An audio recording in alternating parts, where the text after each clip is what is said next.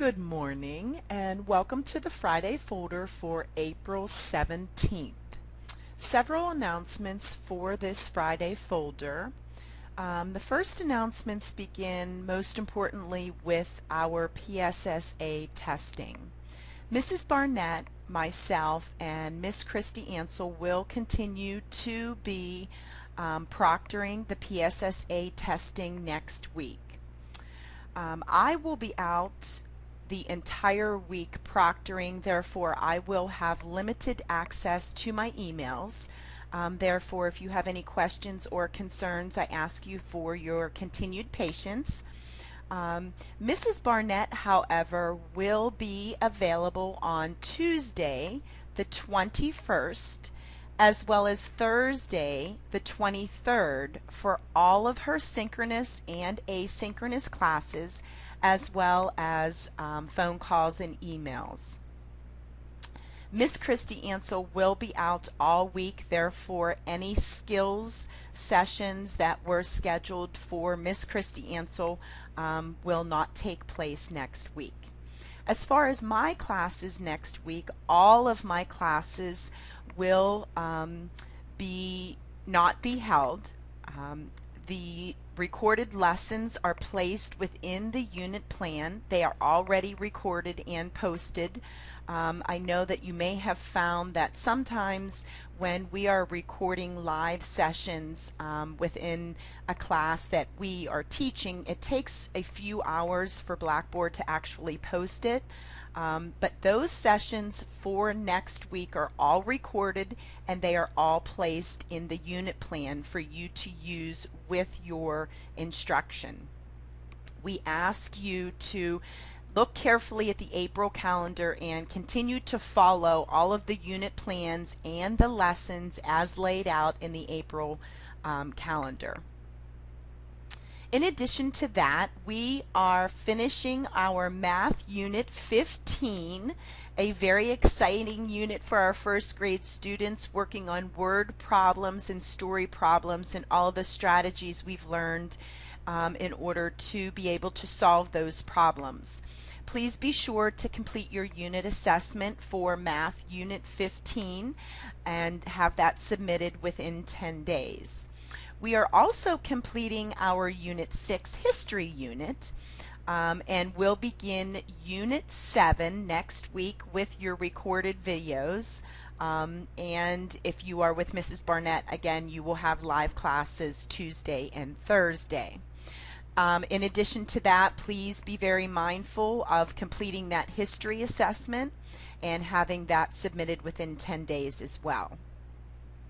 In science, we are learning about habitats, and the students are really enjoying learning and visiting all of the different habitats.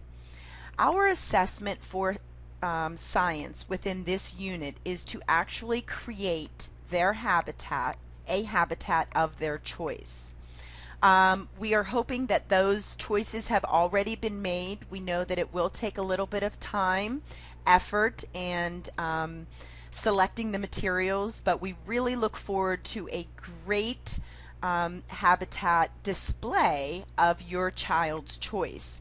In addition to that, I have reminded my students, and I'm sure Mrs. Barnett has done as well, that our May Community Day will consist of sharing those habitats for first grade.